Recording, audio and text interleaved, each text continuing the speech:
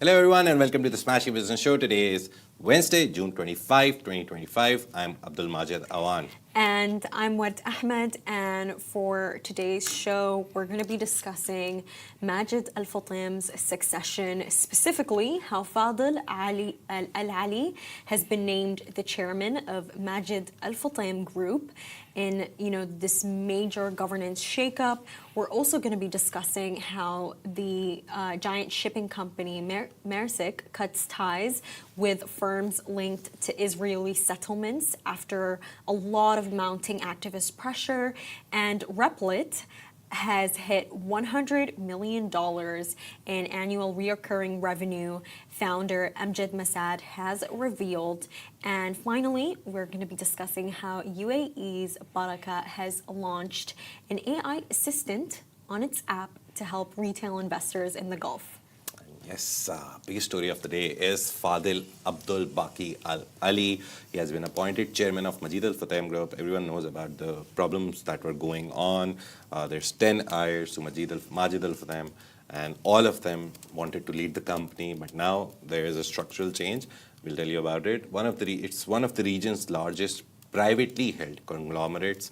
The announcement comes as part of a major governance overhaul within the $19 billion retail and real estate powerhouse. I mean, the $19 billion, you can imagine that's exactly why Dubai government would want to step in.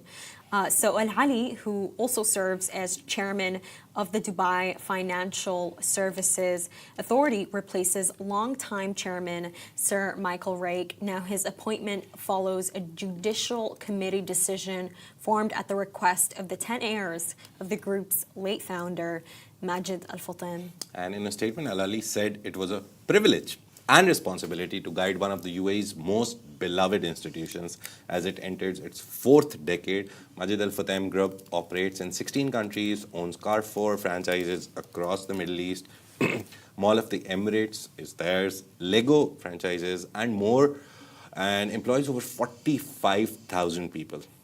So the leadership reshuffle comes amid a long-standing family succession dispute following the founder's death, Allah yarhamo, in 2021. Now the changes are seen as a part of a broader move toward stronger oversight, transparency, and regulatory alignment with the business.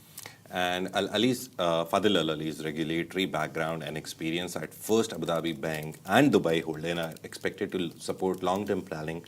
Analysts say the restructuring could pave the way for a future IPO and set a precedent for other regional family-run firms.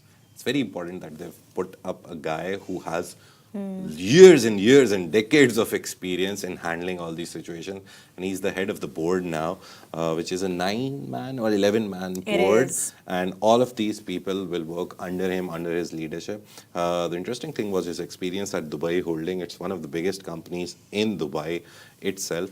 So yeah, I think it's a very good move, and he's very happy. He said, "I'm honored to lead such a group," and I think it would be an honor for anyone. They could have hired me. I have the name.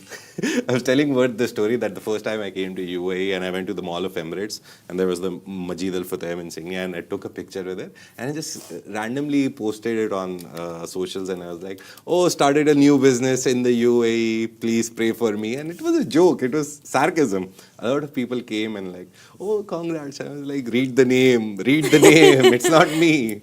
But yeah, that's a funny story that I have. But Majid Al Futtaim has been so big for so many years. I think this should have been done way earlier, but now it's been done. And I think what's so impressive about Majid Al Futtaim is that, they're shifting to adapt with the kind of, political ecosystem that we live in. Well, I would not say political, but it's like, and we saw it in the example of how there have been a lot of protests against Carrefour, and basically what Majid Al Futtaim did is they closed all of their Carrefour franchised outlets in Jordan, and I believe most of Oman, and they replaced it with this new store of Hypermax. So I think this is a prime example of how this is not a company that is slowly following trends. They're very quickly catching up to the needs of the people. And just to let you guys know about the board of directors, so I opened the website. I'm not sure if it has been updated or not. And right now there are 7 board of directors on the website. Obviously Fadel Al-Ali. There is also a John Rishton. There is an Andrew Higginson. There is a Hamid Kazim, who used to work as a senior advisor for PwC. There is a Ahmed Galal Ismail, who is the CEO. And I think this is so interesting. Their chief financial officer is Ziad Chalhoub. And I think that would probably explain why the concept store just managed to land in Mall of the Emirates. So the concept store, it is by the Chalhoub Group. And then there's also Peter Davison, the company secretary. So I think it's very interesting. They have not included every single name in the website, and I think by the way, apart from these, the other people are the family members. Then probably because these don't look like the family members. And you know what it is, honestly, and this is a growing trend that I've noticed in a lot of Gulf businesses, not just in Emirati businesses. If you notice, the founders like to take a back seat. Not take a back seat in the sense of the work, but they don't like being in the limelight. And I think it's a part of that like evil eye, or like that Arabic, like in our culture, we're very private. They prefer their privacy, I think. They don't want to be. Very rarely you see Emirati face-led brand, and in the newer generation it's happening, but like in the older generation there were very few. That is why we know Majid al-Futtaim. We don't have a lot of footage of him because there was no social media, but there is an example of the older generation following the newer footsteps. Majid, it's not even just about the fact that there's no photographs of him because of an old time. I remember I was watching this speech by Amal Al-Marri, the Emirati co-founder of SALT, and she was basically saying how for her, founding SALT, it was a part of this process of making locals leave their homes, making locals come out of their homes. She wanted the locals to feel like tourists in their own country. Because if you notice, by the way, I've lived here for a very long time, Majid, things were not the same 5 years ago where you would walk into a cafe and it's just full of local men and women. And it's like, this is why the changing of the landscape is important. Because by the way, like in Arabic culture, local culture, they love their gatherings. They love their sit downs in the majlis. So it's I think the fact that they're private, it is very instilled in their culture. But I think that you have businesses like SALT, you have the cafe culture that is completely changing things for them, and I think how networking even works, by the way. I think they have such a nice culture of staying within their own people. And I don't mind it, actually. A lot of people criticize it, and I don't mind it. It's just the community. Like within each other? Yeah, it's just the concept of community. For example, in your country, in my country, every country has this thing. I think with the Emiratis, the good thing is that they're very minimal in population, so they like to stay within the community, know each other, have very strong bonds. Any country you go to, they have these cohorts of communities. In Pakistan, all the 4 provinces have their own language. So Sindh has Sindhi language, Balochistan has Balochistan, Punjab has Punjabi language, KP has Pashto and Afghani language. The thing is that they like to stay in the communities. But when you go out, you meet Emiratis, they're the best people to meet. They'll talk to you like their brother or sister or like their mates. But the deeper connections you always have, it's just, I think, a human thing. You always prefer your own community, your own language-speaking people who look, think, feel like you. So I think Emirati community as a whole, I don't mind that it, is to be why they are honest with you. closer to each other. You know what? Can I tell you something, Majid? I love going to restaurants that are ran by Arabs and only Arabs. It's a very specific thing that I have, because I have noticed that when I go to a restaurant that is ran by Westerners and comparatively to a restaurant that is ran by Arabs, the food quality is so different. Yeah. It is so different. I feel like Arabs and this is where this is why we're discussing culture. I know Yeah. you're like, why does this link to business? Because the values that you have, the kind of culture that you have, it does impact the kind of product that you're gonna give people. It really does. There was a very funny reel yesterday. It was on one of our Lovin channels, and I saw it. And there's this guy who went from Dubai to Italy, and he was very happy he was in Italy, and he was trying this and that and the pizza and everything. And after till he came to the third part, he was like, no, it's better in Dubai. So I get your point that a lot of people have moved here. Arab founders, they have good food because they know the exact amount of literally everything that goes into making Arab food, right? It's their specialty. Even if, as a Pakistani, if I come and try to open an Arab food restaurant, I would never be able to do justice. It's always the people who know it better, right? I don't even think it's about recipes, by the way. I think it's about like for example, when I'm on TikTok and I see a lady cooking chicken or whatnot, I'll open the comment section and immediately people are like, wait, you don't wash the chicken breast. Does that make sense? It's things like those. Yeah. There are certain The things minor nuances. because I am an Arab and I see how my mom does cook, and it's like there are specific practices and rituals that people stick to. They wash every single thing, and I cannot trust that in Western restaurants that they have the same practices as us. And to be honest with you, there is nothing wrong with that. Yeah, in the everyone end of the has day. their own thing. I think everyone definitely Very does. interestingly, for the first time, we are live on Insta. We go live on Insta, but there's this.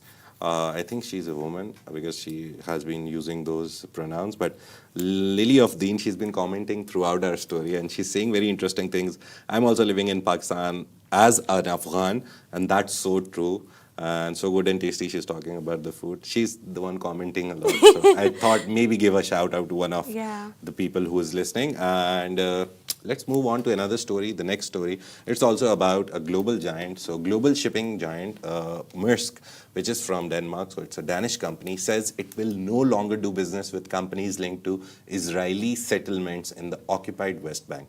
And the announcement comes after sustained pressure from human rights activists and advocacy groups. So in a statement that they issued, this June, Maersk confirmed that it has updated its screening procedures to align with the UN Human Rights Office's database, which basically flags companies involved in supporting or servicing illegal settlements. And the Palestinian youth movement led the campaign highlighting Maersk's alleged role in transporting military goods and settlement-related cargo. Maersk declined to name specific companies affected, referring only to its new policy. So they didn't tell you which companies they were doing the stuff for. So while activists welcome the move, they say it doesn't go far enough. So the Palestinian youth movement accused Maersk of continuing to profit from war, citing its role in transporting F-35 fighter jet components used in Gaza strikes. And calls are growing for stricter oversight across the global shipping industry. Activists are now targeting Maersk's US subsidiary and urging other logistics firms to follow suit in screening military-linked shipments under international law. The interesting thing is that they said that they're following the UN humanitarian law and all those legal things. So it shows you that even a giant like Maersk, you go to any port, since UAE is a very port country, you go to any port, you'll always see the Maersk logo on the containers and cargo. It's a pretty big company. You can't miss it. It's actually, to be specific, it's the second largest transporter of goods in the world, Majid.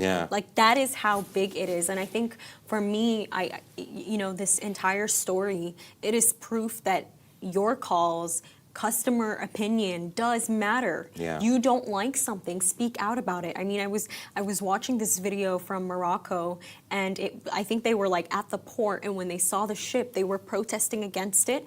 The protests against it have happened in multiple countries, multiple cities. You have Morocco, you have New York, the Netherlands. So I think that this is such great proof that what people are doing does matter, and that customer opinion does. Don't underestimate what your opinion will mean to a company.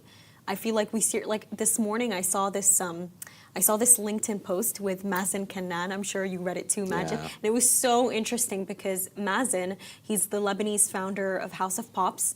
If you know House of Pops, you know that they're super healthy. That is like their entire brand ethos. And basically, one of their e-commerce brands that is basically distributing their products, sending it to people's homes.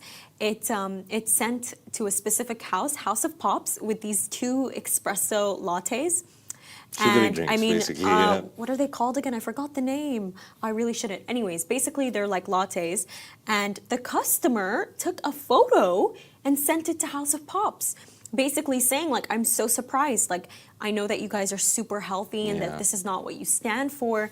And it was so interesting because it's like people do pay attention to things. And by the way, those cans with the coffee, Majid, do you know how many grams of sugar they have in them?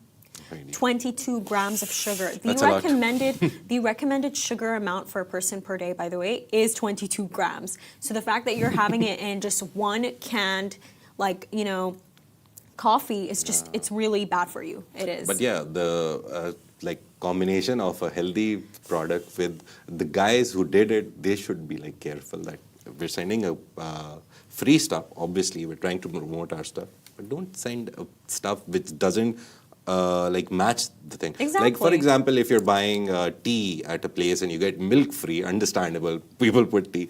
That's a very nice combination. You get small rainbow free. Or even sugar. Or yeah, maybe you're buying, anything that complements the brand. But yeah, this is a story. I think maybe in this case they should have sent Yeah. like some mini mandarins or something. My Lively of Deen is saying, I love sugar. Yeah, everyone loves sugar. It's so addictive. But yeah, it's good to cut it. Don't overdo it. But next story is about another, it's now moving from companies to entrepreneurs, Jordanian-American entrepreneur Amjad Masad. I recently found out in a speech of his that he is actually Palestinian, but his family moved to Jordan, so he has a Jordanian passport. So the full form would be Palestinian Jordanian American entrepreneur Amjad Masad, and it's really interesting because a lot of Palestinians, when they moved to Egypt or all those countries, they literally got those passports and they started calling themselves Jordanian or anything. But he is Palestinian at its core, and he has started a company, Replit, which has been there for a long time. But the very interesting thing that came out is that he announced that his cloud-based coding platform, Replit, has crossed $100 million in annual recurring revenue. Annual recurring revenue, in very simple terms, every year they will earn $100 million now because of the clients that they have or the people who are actually paying for their services. The update was shared on LinkedIn by him. So this milestone, it marks a tenfold increase from just $10 million at the end of 2024. By April 2025, Replit had already hit $70 million, fueled by strong demand and product-led growth. And this is what I was going to say. This is such a quick rise. Yeah, and Replit's AI-powered feature known as Agent AI or Replit Agent, also Agent for short, along with its usage-based pricing model has been credited for driving the platform's breakout success over the past 6 months. The more you use, the more you pay. The less you use, the less you pay. So the company was last valued at $1.1 billion during a 2023 funding round, making it a unicorn. Now, Masad confirmed that more than half of that capital is still available, meaning Replit has not needed to raise again. And now gearing up for its next phase, Replit is hiring aggressively across teams. That's what was one part of his LinkedIn post. Masad's announcement signals confidence not just in the product, but in the long-term future of cloud-based AI-enhanced software development. So just to make this clear, by the way, like Replit literally helps you build an app. That is literally what it does. It helps you build anything. And just very recently, and I found that so interesting. So Amjad Masad's Replit actually collaborated with Humane. And so Humane, it's this new big AI company that was announced overnight before Trump's visit to Saudi Arabia. And basically what the partnership is going to be is that Replit is going to support Humane in providing their Arabic language coding models. And I think that they're, both of them are actually going to integrate almost into each other's products. But I think for me, I think a point in this is that Amjad Masad is American, and Tariq Amin, the CEO that is heading Humane, he is also American. Yeah. You know, I do bet that they probably run in the same circle, and they probably know each Silicon other. Valley. Because honestly, like, it is such a specific choice to go after Yeah. Replit. I do believe that they're probably Yeah. one of the best at what they do, but there are a lot of people. Yeah.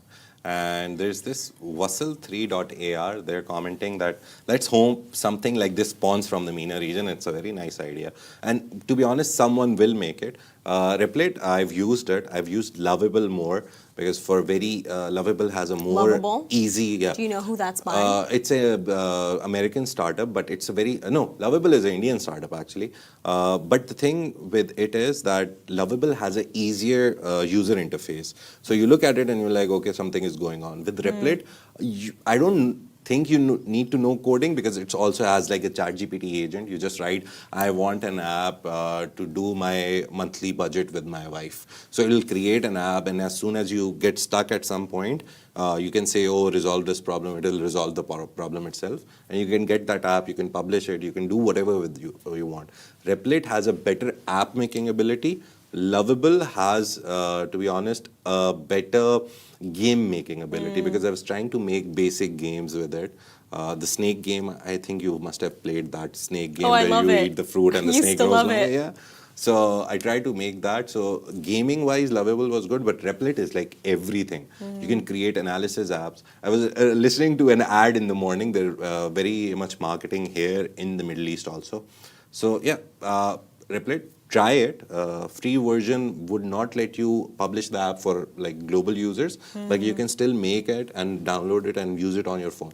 And So you it's know, personalization of software. it's like so it's interesting. killing, to be honest, it's killing the idea of Microsoft, the likes of the software giants which create a software and then sell it to you. You can literally now make your own software. You know what? Now that you mentioned that, that actually does make me very happy because if you guys know this, you know, a giant like Microsoft, they, you know, it's not even alleged anymore. Yeah. They have sold code to Israel, Yeah. which Israel has used on airstrikes to target Lebanon and Gaza. So the fact that you have a founder like Amjad Masad from our region, Palestinian, Jordanian, for our region, he is, you know, he's constantly protesting against yeah. the genocide in Gaza and calling it a genocide as it Yeah. is. And I think for me as a founder, that is really what stands out to me is Yeah. that, you know, his moral code, it does make you want to support the product more. And like, just like on a further note, like, you know, for all the negative Nellies out there who are like, oh my God, the rise of AI is like so scary. I feel like, to be honest with you, Majid, like over time, people have kept saying things are getting like scary. You know, when we started getting like iPhones, oh, this is like really scary. Like Yeah. somebody can stalk you.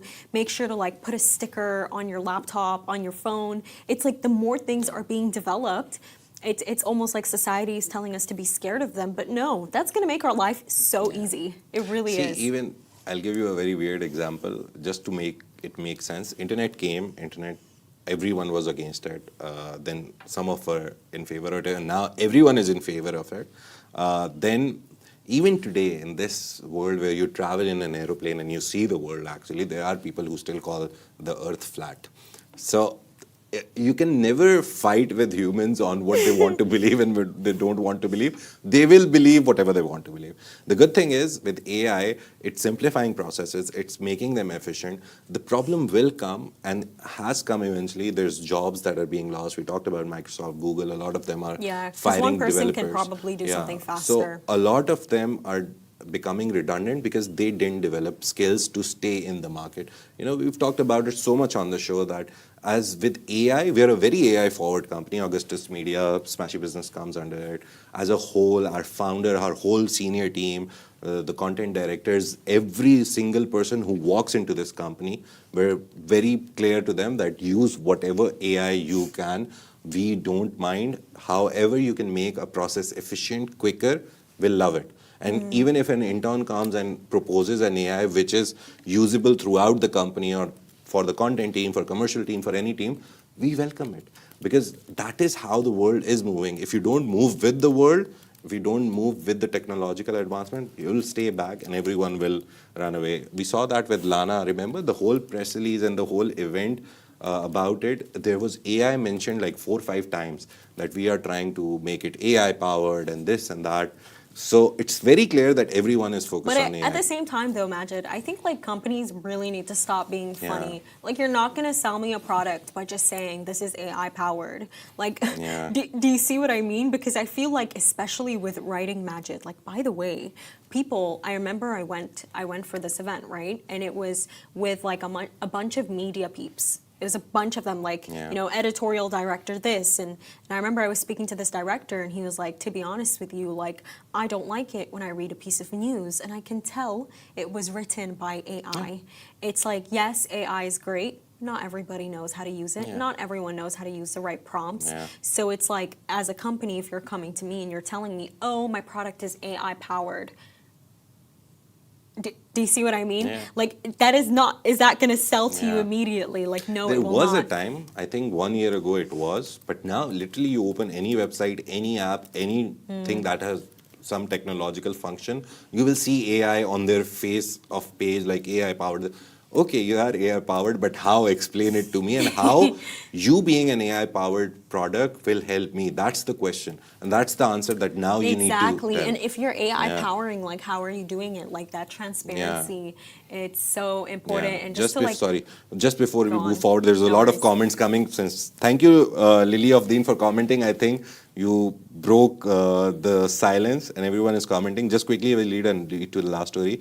So that same account, Vasul3.dr, did say we are Arabic blockchain names catering for Arabic speakers. Started here in the UAE. Good job. We love homegrown startup. We'll look into you. We'll see what you guys do. There's hello from one person. It just scrolled down a little. Let me find him. That guy said hello, hello back. Lily of Teen also says that it's welcomed AI. But yeah, Vard also joined.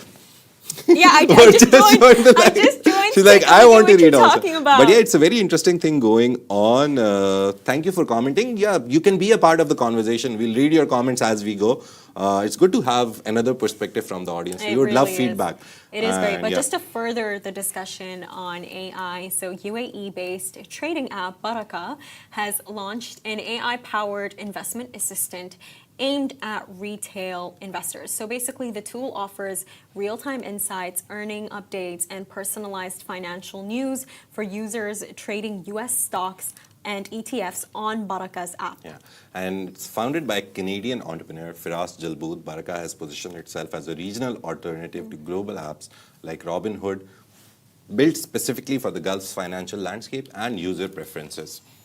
Baraka offers features in Arabic, supports local currencies, and includes Sharia-compliant tools. So since its launch in 2020, the app has expanded across Saudi Arabia, Qatar, Bahrain, Kuwait, and Oman. And the new AI feature adds to Baraka's Content Hub, Investment Academy, and financial newsletter. We actually follow the newsletter and we saw it, and our owner was like, oh, this is a new thing. And since it's been started here, why not? We support local startups as much as we can. It's very interesting that we as a media company also do stories about media companies which are coming. They are kind of like our competitors, but if they do something nice, why not? We covered Monify so much. Obviously, we covered them firing people, but we also covered Naguib Saurus's daughter joining them. When they launched, we did a story on them that, oh, they're launching. Lana, we are covering. So we don't mind competition. It's good. It's healthy. It's I think it's part of your growth. If you don't accept competition, you're not growing. For sure, Yeah. and backed by $26 million in funding. Jalboot, formerly of Barclays and Wamda Capital, says Baraka's mission is to support Arab founders and reshape how everyday people across the Gulf build wealth. I think that, you know, this is a company, it's a great example of you know, these like regional and investors that are growing in our region into entrepreneurs. And I think that it is so beautiful to see. And that's a wrap for today, everyone. Thank you so much for tuning into the Smashi Business Show.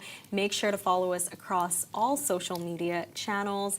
and stay ahead with our daily newsletter. You'll find the subscription link in the description. This has been a Smashi Business Show, a Smashi Business production, part of the Augustus Media Podcast Network. A big shout out to our 1.5 million monthly listeners across all platforms, and a special shout out today to the people who are here and commenting. If you're on TikTok, we also are on TikTok, live on TikTok. We're live on YouTube as well.